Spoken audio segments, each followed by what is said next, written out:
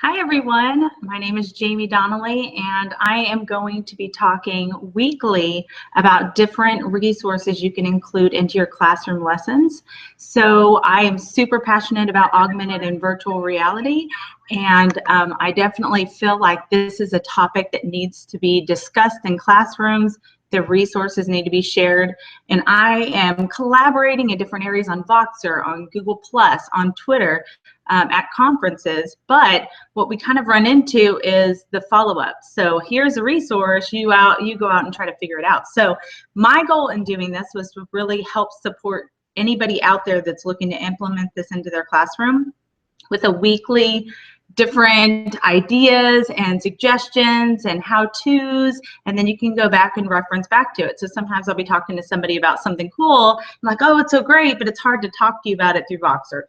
So maybe what I might do is have some different episodes on those tools, and then I can reference back to these videos. So hopefully in time, we'll be able to discuss some really cool topics and tools that hopefully will be an interest to you. So, okay, so I wanted to talk to you first about viewers, because I know that's always a topic with virtual reality, is looking at what types of viewers to get. And we're all super, super excited about getting cardboard when we first see it. We're like, oh my gosh, cardboard, that's so cool, so easy, so cheap. I think at the time I paid, I don't know, maybe $15 when I got this about 2 years ago, which is really, really sad. I paid $15 for cardboard. But in the end, I thought it was the coolest thing, and I thought it was super cheap because it was, you know, $15 for a viewer that I can use, and for different things. I thought that was pretty neat. But it didn't take very long to start seeing, the problem of having cardboard. Most importantly in having cardboard is, if you can see right here, yes, disgusting. And I'm going to tell you who that's from, because there's been so many people that have tried this out in different sessions. So that could be you if you were there. But ultimately, not the best tool to use with students, because they're going from face to face to face, and that's not something we necessarily want to spread around. And there's no way to disinfect it. So then my next step was, hey, let me go ahead and look at something that's plastic. Got this from Amazon not too long ago, where it will fold up. I love how it can be compact, and I can just store it somewhere that's easy, and I don't have to worry about it breaking down, like it bending or keeping it perfect. So I liked how compact it can be. I also like that I can clean this, so I can disinfect it. I can grab a Clorox wipe on there and I can just take care of business. So if it goes student to student to student, technically we're okay, because we're able to disinfect, so we're not having to worry about the sanitary part of it. And all you do is literally just slide your device into those slots, and then you can view it. So I can take my phone, my device, and then I'm able to view through here. It is not as immersive as something like this, because essentially this is covering up all of my peripheral vision. So it definitely impacts the experience, because you're still kind of seeing things around you. But at the same time, I think that if I had to choose between one or the other, I would go here. I will say that you can get these for $1 now on Amazon. I found them, I don't know, $1.10 or so. So you can get these sent out, shipped, probably within $3 a piece. Very, very, very convenient, cheap, affordable if it's just for you. Something like this probably runs, they were normally $20, found it for $10. So that's something that you can consider. I also am a pioneer with Nearpod, and so super cool, got to present on virtual reality this summer at ISTE, and connected with Nearpod. They had a really cool concept that they brought out, and they had their own viewer. So you can stick your device in there. It's plastic. It does give you the immersive experience. And then it has these little suction pieces right here to where you can stick your device and it will kind of hold in place while you shut this and experience. If you notice right here, you can also get the audio through your device. A couple things to keep in mind when you're considering getting a viewer is you want to have some sort of selection tool. So here you have the magnets that will pull down alongside of your device. That is like your selection tool as you're experiencing virtual reality. In addition, you do want to consider that in the future, we're going to want to have something viewable with your camera. That's going to be a big deal later on. So not having that accessible is something that you'll want to consider getting when you're getting a viewer.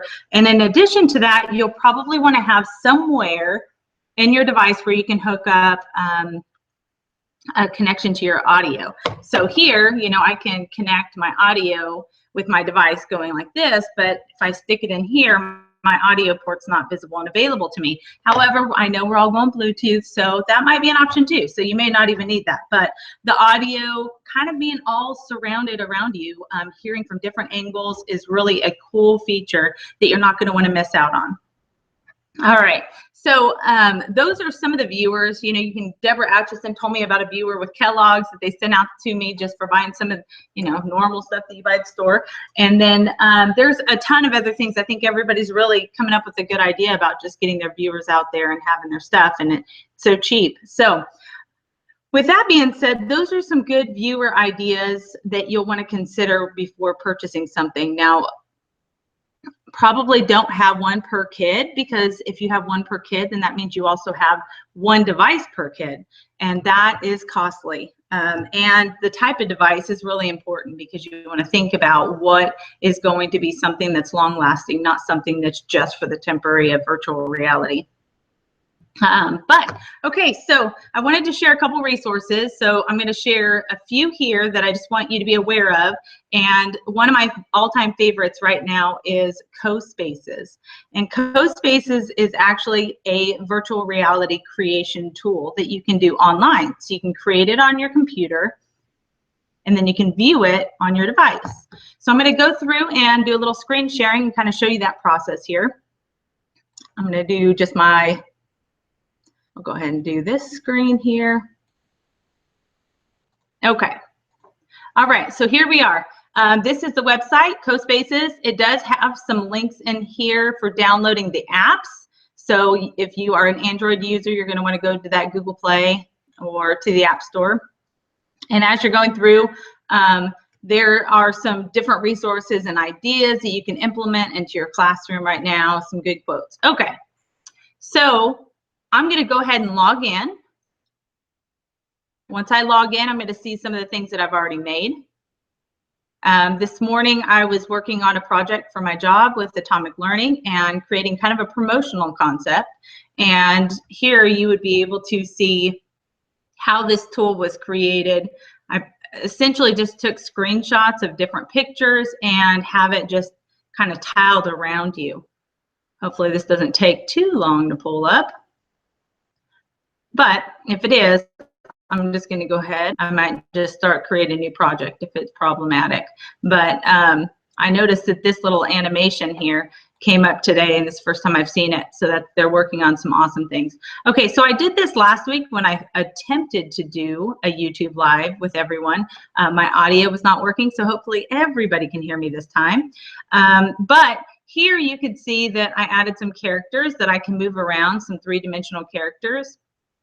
I also am changing the scenery. So I'm going to show you how to do that down here at the bottom of my screen. I'm just going to choose my gear, which will then allow me to change what time of day it is. So a little bit of change to my environment. And in addition, I can change where I'm located. All right, we'll stay in the mountains. Well, maybe some of you guys are experiencing some snow out there. All right, and you can also take these different objects here and rotate them around. You can make them larger, make them smaller, and you can see I'm going to make this rat here much larger, and then I can raise that rat up and down so that you can see it, and I can rotate that rat around. Okay, so I will come down here to the cube, and that's going to allow me to add some of these items onto the screen. So you can see I already have some people. Let's go ahead and add a lion. All right, who's sitting here pretty large, so I'm going to bring him back. And now that I have this lion, I can rotate him around, and I can shrink him down. She's pretty large. I'm gonna make him really tiny. And then I can also raise him off the ground if I wanted to, okay? So here is that lion to show a scene. So whatever scene that I wanna include. And if I want to look around, because all I'm looking at is one view, all I do is click and you can see my mouse turned into a hand that's now clicking and dragging around.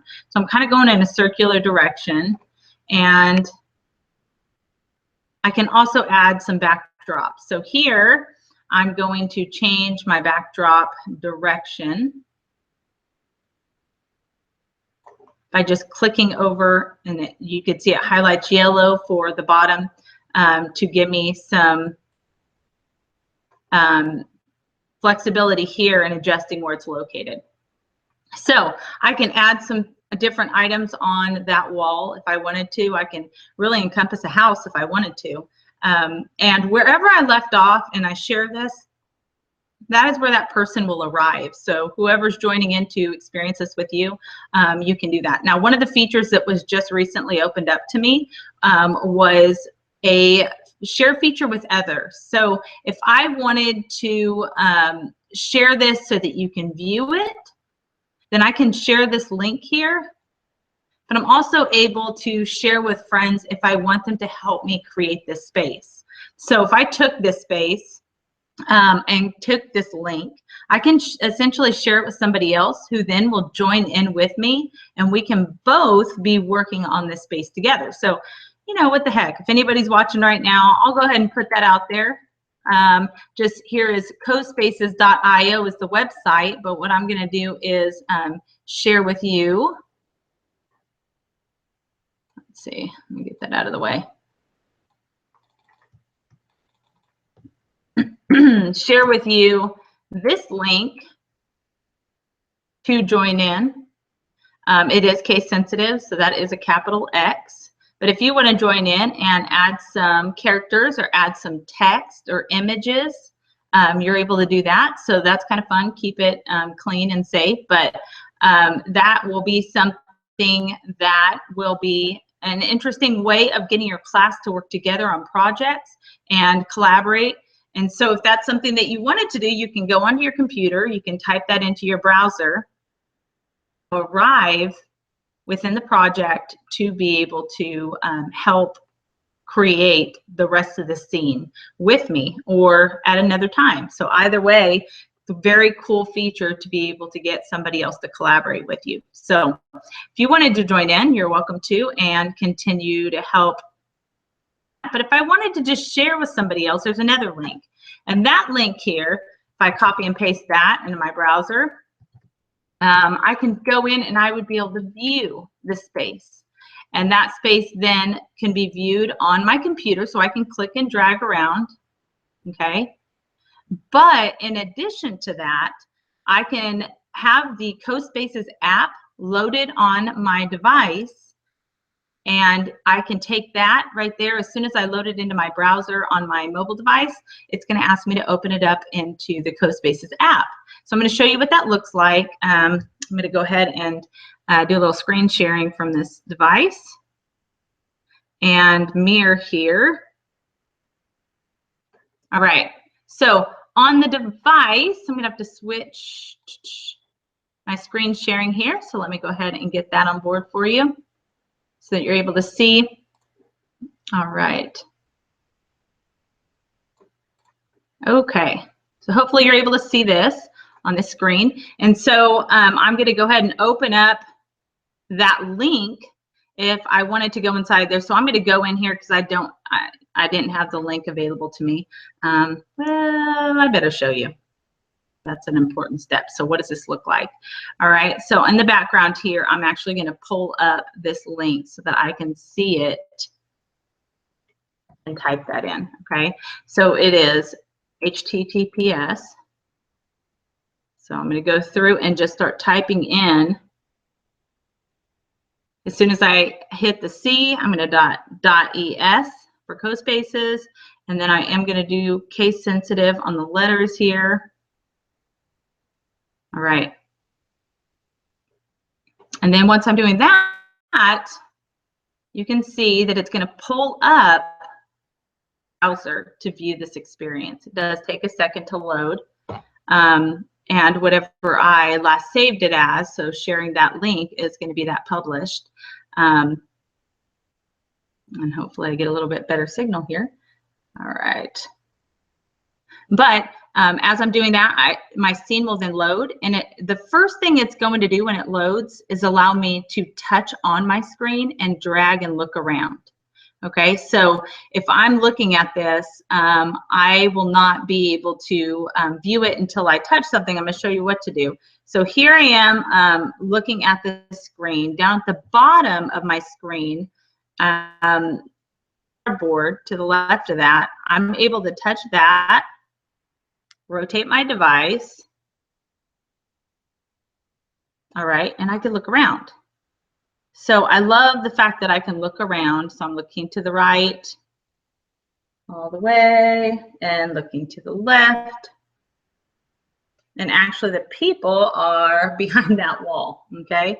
But if I wanted to, I can also open this up in the app. It's a much better view. It's not as problematic. I feel like I kind of run into problems when I'm trying to look at it outside of the app.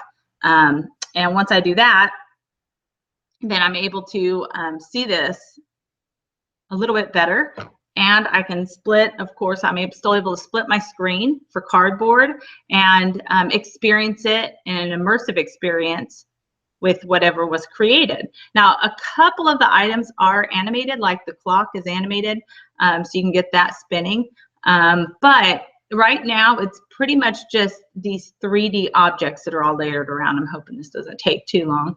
But it is those 3D objects that are all layered around, and you're able then to, so I'm just waiting for that to load, which is taking a little bit of time. But once you go in, you're able then to touch and drag around, look left to right. Or you can touch the little symbol to the left of the cardboard, and that will allow you to rotate your device around and look around. So if you have iPads in your classroom, that's a fantastic way of doing that. And then last, you can look at it from cardboard view. I'm just not sure why I'm not getting this. So I'm going to go ahead and just rotate my device and get back out of that app. And I'm just going to try to reopen into my browser, try to reopen that. All right, there we go. That's looking at the perspective within the browser. And I want it to open inside of the app, which is a better experience typically. And there we are. So I can click and drag and look around, right? Or I could touch down here at the bottom and I can look around. I can even come down to the cardboard, split my screen, and look around. So it kind of brought me to a different area of the environment, but I'm able then to look around and experience this scene. I got stuck behind here when I'm looking at that. So I am able to look at this multiple different ways, and because I am logged in this app with my account, I am able to go through and share and ask people to participate and be involved with it.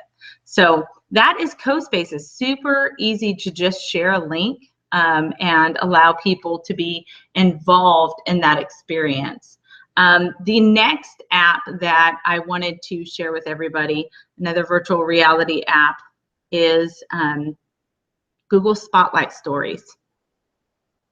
I don't have, let's see, I'm going to try to get my audio loud enough for this, but Google Spotlight Stories, I think, does an incredible job at remaking storytelling.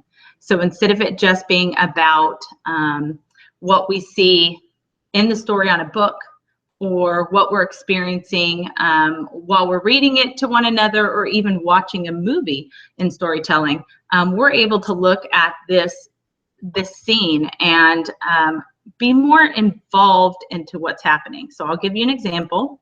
Here's a buggy night. This is a cute one.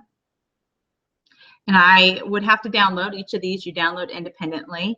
And I am going to play because I have already downloaded this. Not real large, but the app does require it to be a fairly new device. Okay, let's see if I can get audio going. I'm not getting any audio. That's okay. You know what?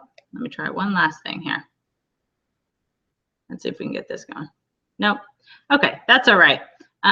So because I am mirroring my device, it's probably running into some problems. Hopefully you guys aren't getting that audio. But here I can look and see the character.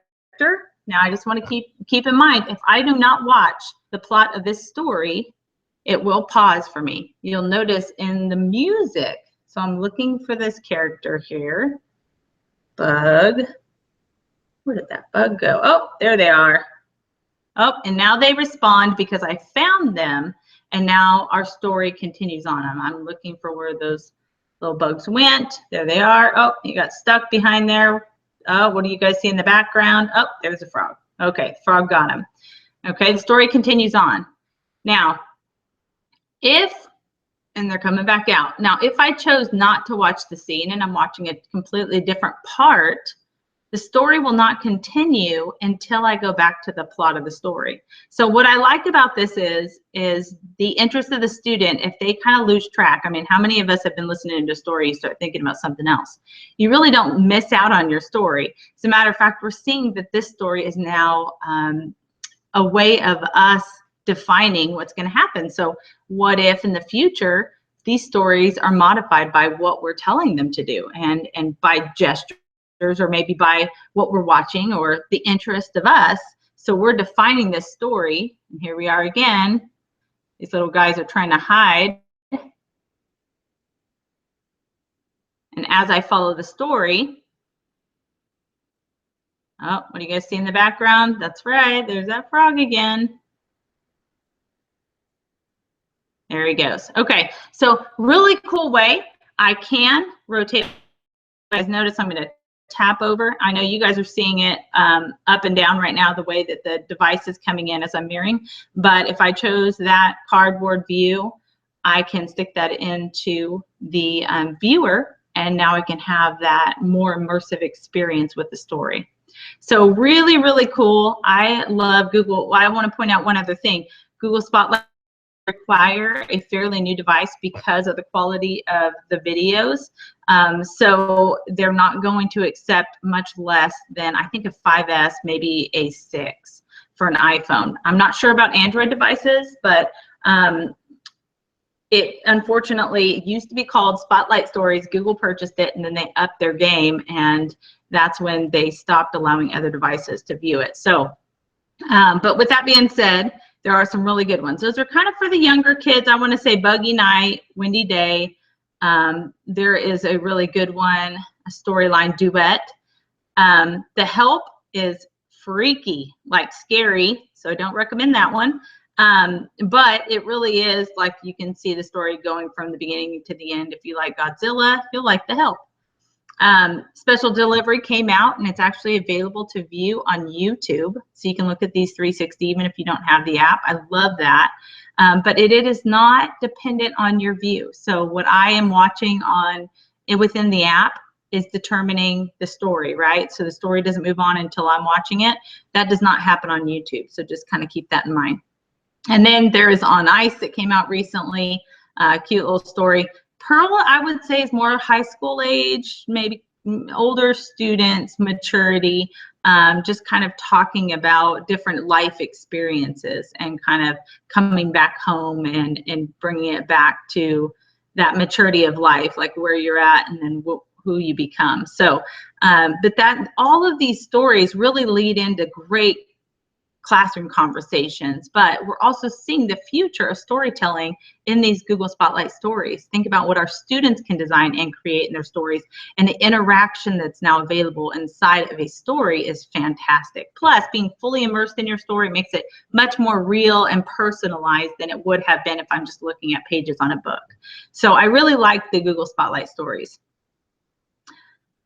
All right, the last one I'm going to show you, since I did label this AR and VR, is an app that I am loving right now, and that's EON.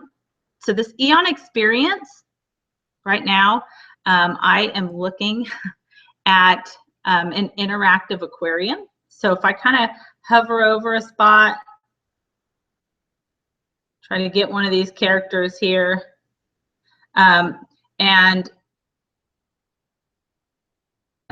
I don't know. They're just moving around. They don't want me to touch them. Okay, so you can see inside the center. Aw, how cute. So I am inside of an aquarium. I can absolutely look at this and get a very cool view. And then, oh, I can see that's a clownfish. Things, but in addition, that's one, this interactive aquarium. You can see up at the top right there where it's letting you know what this experience will be like, and you can see VR's lit up. So that's what this is. This was a virtual reality experience. But they also have a lot of other things, So if you're looking at this and I'm wanting to look at education, I can go through here and look at anatomy, or I can look at heart sections. So I can go through here in this education area and touch and gather information about whatever I want. Now the augmented reality portion has some cool stuff, and similar to some apps that I've used in the past, they're using a trigger image to create this experience. Sometimes it doesn't really require that, so I'm going to launch this one. This one says it is augmented reality as well as virtual immersive virtual reality. Or I could just touch, if I want to just kind of touch like I did in CoSpaces and move around my screen, I can. But I'm going to go ahead and go to augmented reality, and it's probably going to look for its trigger image, which I do not have on me right now. Yeah, it's looking for that. Okay, so that's all right. We're going to go over then to this experience, and this is just touching my screen and moving it around. Now, if I had the trigger image, which is used in other apps, then I can do essentially this on my piece of paper with that trigger image, or on my table or up on the wall, whatever, but I can look at this person and I can go through all the different parts. So as I'm going through and experiencing this, I can do that on a piece of paper to make it feel more sitting out at my desk, as opposed to trying to do this with inside of just the screen. The screen obviously isn't going to make it feel as real as it is sitting inside of your classroom. So I really wish I had that trigger image. I wish I would have gotten that now. Maybe I'll follow up on a little bit more EON stuff, because there is fantastic stuff, including building areas inside of your screen in your room. So it's virtual reality all around you, but also incorporating the augmented reality that is available. So very, very cool stuff. Some stuff, you know, industry, if you're looking at that, you can come in here and look at a crane or an engine, and then some anatomy stuff. Whoops, sorry about that.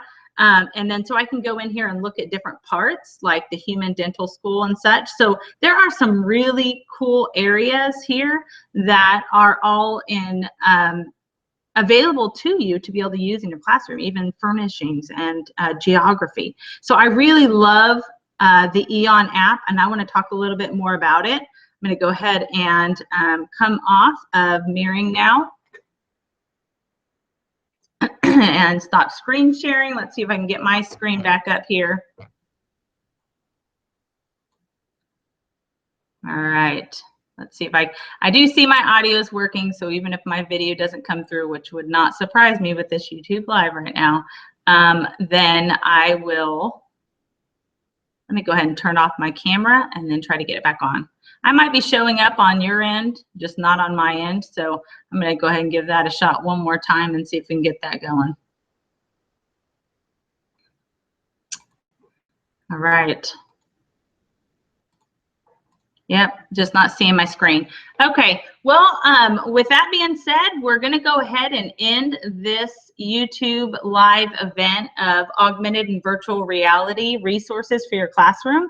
Hopefully you've been able to find some good options that you can have, and hopefully finding some good things that you can utilize both for yourself personally as well as for your students. Next time we chat, we'll be talking about using some 360 options as far as creation, as well as how to incorporate that into classroom lessons. So let me know if you have any questions. So I'm kind of going through cameraman right now. I'm not sure exactly what that is, but basically, if you have any questions or anything that you want to connect with me on, you can follow me on at Jamie Donnelly, which is spelled a little funky, but I'll make sure to post a comment about that so you can access these resources later. And hopefully we'll be able to follow up next week on some great resources. Please share some if you have some ideas, and I will share some resources as well. Hope you have a great Friday and a great weekend. Bye-bye.